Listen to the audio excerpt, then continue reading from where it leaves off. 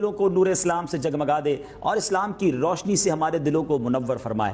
اپنے پروگرام کے فارمیٹ کے مطابق پہلے درود پاک کی فضیلت پر مشتمل ایک خوبصورت حدیث پاک اور روزانہ ہی درود پاک کی فضیلت پر مشتمل حدیث پاک اس لیے سنتے ہیں تاکہ مزید شوق درود بڑھ جائے، ذکر مصطفیٰ صلی اللہ تعالیٰ علیہ وسلم کرنے کا جذبہ نصیب ہو جائے اور ہماری زبان ذکر و درود میں تر رہا کرے۔ میرے شیخ طریقت امیر اہل سنت بڑی پیاری التجا، بڑا پیارا شعر لکھتے ہیں: ذکر و درود ہر گھڑی ورد زباں رہے، میری فضول گوئی کی عادت نکال دو۔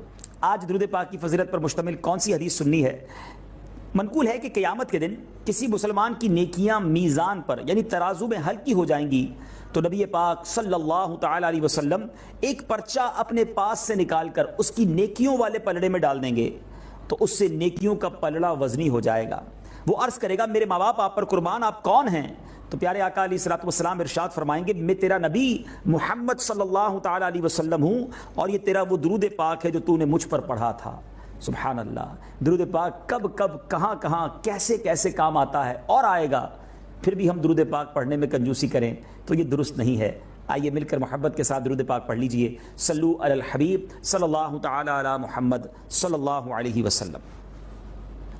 ناظرین، آج آپ کو ایک قرآنی واقعہ سنانا ہے اور قرآن پاک کی سب سے بڑی سورت سے اس واقعے کا گہرا تعلق ہے۔ آپ جان گئے ہوں گے میری مراد سورہ بقرہ سے ہے۔ سورہ بقرہ کو سورہ بقرہ کیوں کہا جاتا ہے؟ بقرہ کے معنی گائے کے ہیں اور ایک ایسی گائے اس دنیا میں تھی جس کو اگر دنیا کی سب سے قیمتی گائے کہا جائے تو غلط نہ ہوگا۔ Most expensive cow in the universe, ساری کائنات کی سب سے مہنگی گائے۔ ایسا کیا تھا اس میں؟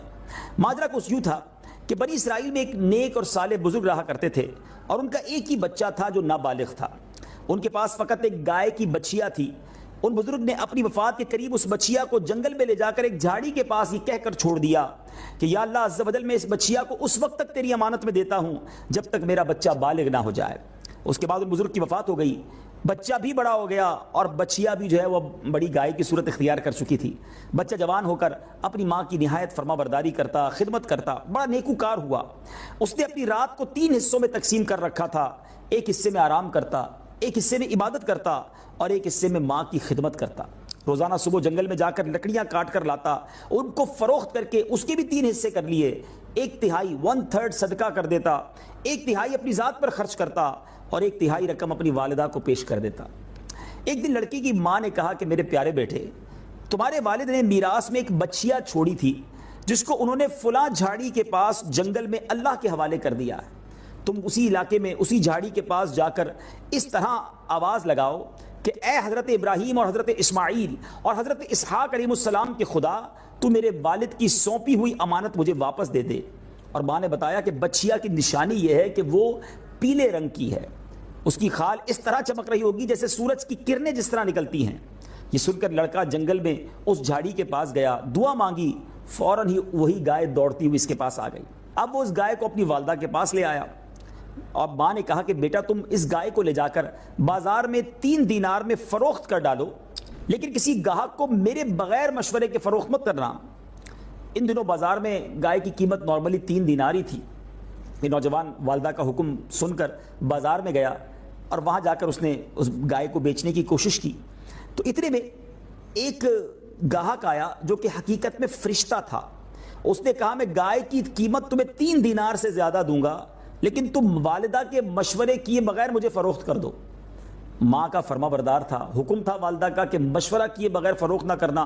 گھر آیا، گھر آ کر ماں کو بتایا کہ ایک اس طرح کا گاہک آیا تو اس نے کہا 3 دینار سے زیادہ دے دوں گا مگر والدہ سے مشورہ نہ کرنا۔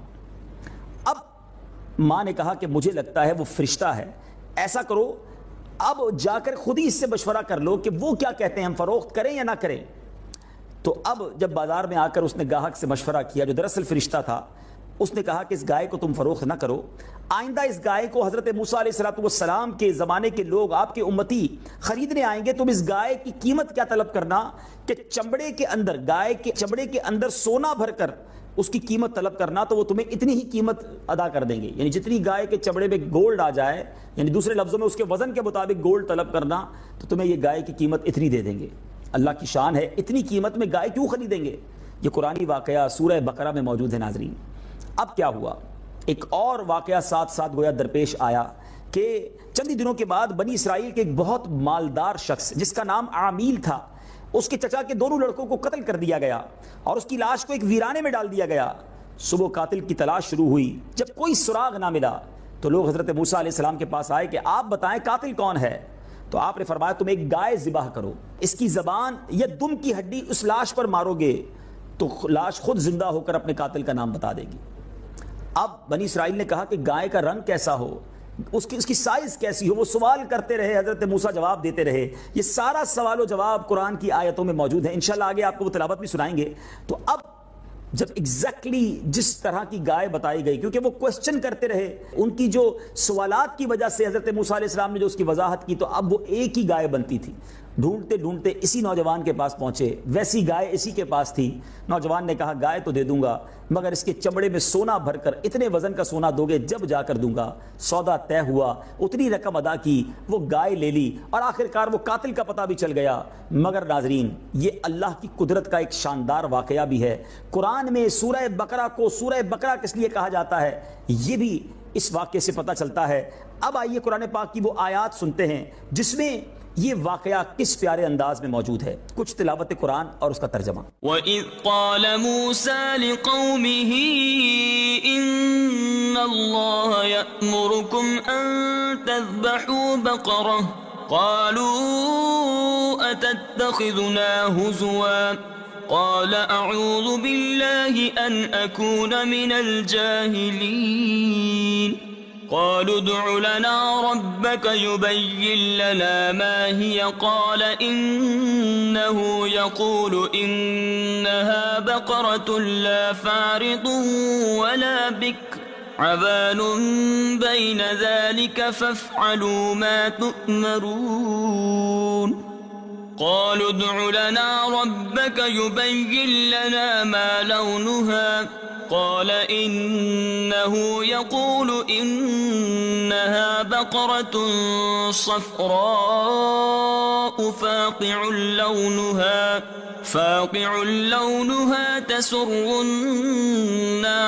الناظرين قالوا ادع لنا ربك يبين لنا ما هي إن البقرة شابه علينا وإنا إن شاء الله لمهتدون قال إنه يقول إنها بقرة لا ذلول تثير الأرض ولا تسقي الحرث مسلمة لا شية فيها قالوا الآن جئت بالحق فذبحوها وما كادوا يفعلون وإذ قتلتم نفسا فادارأتم فيها والله مخرج ما كنتم تكتمون فقلنا اضربوه ببعضها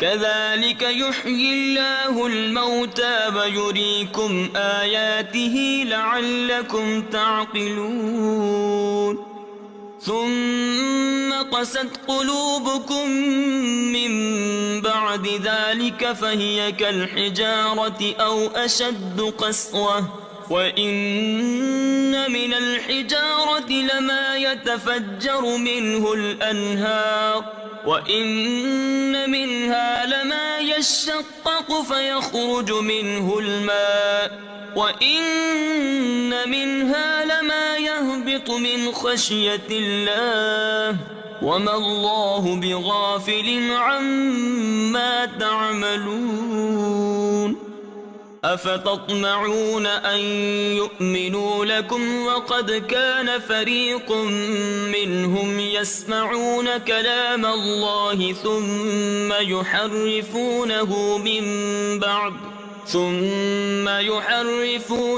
من بعد ما عقلوه وهم يعلمون وإذا لقوا الذين آمنوا قالوا آمنا وإذا خلا بعضهم إلى بعض قالوا أتحدثونهم بما فتح الله عليكم بما فتح الله عليكم ليحاجوكم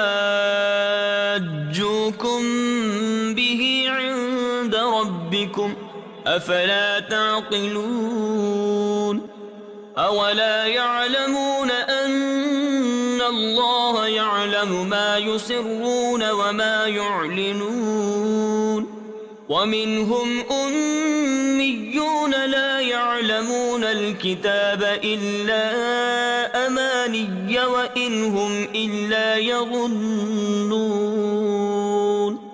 فويل للذين يكتبون الكتاب بأيديهم ثم يقولون هذا من عند الله ليشتروا به ثمنا قليلا فويل لهم مما كتبت أيديهم وويل لهم مما يكسبون وقالوا لن تمسنا النار إلا أياما معدودة قل اتخذتم عند الله عهدا فلن يخلف الله عهده أم تقولون على الله ما لا تعلمون بلى من كسب سيئة وأحاطت به خطيئته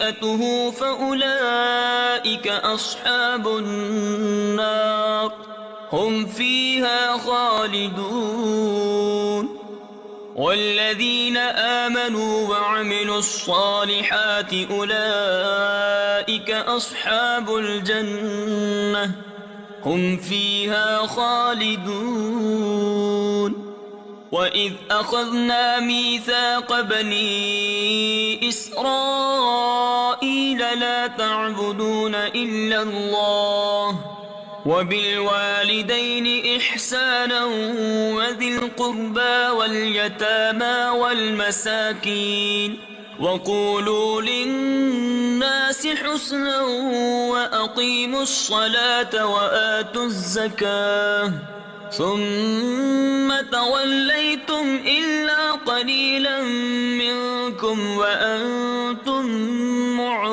معرضون. اور جب موسیٰ نے اپنی قوم سے فرمایا خدا تمہیں حکم دیتا ہے کہ ایک گائے ذبح کرو، بولے کہ آپ ہمیں مسخرہ بناتے ہیں. فرمایا خدا کی پناہ کہ میں جاہلوں سے ہوں. بولے اپنے رب سے دعا کیجئے کہ وہ ہمیں بتا دے گائے کیسی ہے. کہا وہ فرماتا ہے کہ وہ ایک گائے ہے، نہ بوڑھی اور نہ اوسر یعنی بچیا، بلکہ ان دونوں کے بیچ میں، تو کرو جس کا تمہیں حکم ہوتا ہے. بولے اپنے رب سے دعا کیجئے ہمیں بتا دے اس کا رنگ کیا ہے.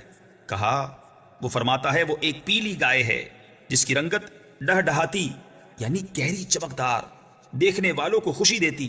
بولے اپنے رب سے دعا کیجئے کہ ہمارے لیے صاف بیان کرے وہ گائے کیسی ہے. بے شک گایوں میں ہم کو شبہ پڑ گیا اور اللہ چاہے تو ہم راہ پا جائیں گے.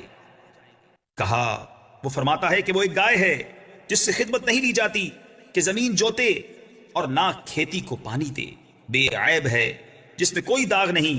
بولے اب آپ ٹھیک بات لائے تو اسے ذبح کیا اور ذبح کرتے معلوم نہ ہوتے تھے. اور جب تم نے ایک خون کیا تو ایک دوسرے پر اس کی تہمت ڈالنے لگے اور اللہ کو ظاہر کرنا جو تم چھپاتے تھے.